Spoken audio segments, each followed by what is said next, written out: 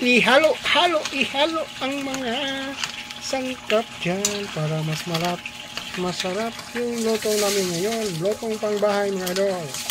Yan ang recipe ko ngayon. Lutong pangbahay, crab at saka pasayan.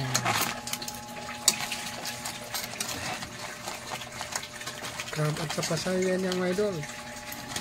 Yan ang lutong pangbahay ko ngayon. Crab at pasayan. Lagyan ng sweet corn para mas sweet. Yan ang lutong pangbahay ngayon mga idol. May sweet corn yan. Sarap ang lutong pangbahay. Maraming salamat po sa inyo sa pagtingin sa mga lutong bahay ko mga idol. Yan ang lutong bahay ko ngayon. Ina-upgrade ko na yung lutong bahay ko ngayon. Yan, lutong bahay mga idol. Crab at saka pasayan. Ihalo para mas masarap. Sarap. Yan ang lutong pangbahay mga idol. Crab at saka lambay. Crab at saka pasayan. Sarap.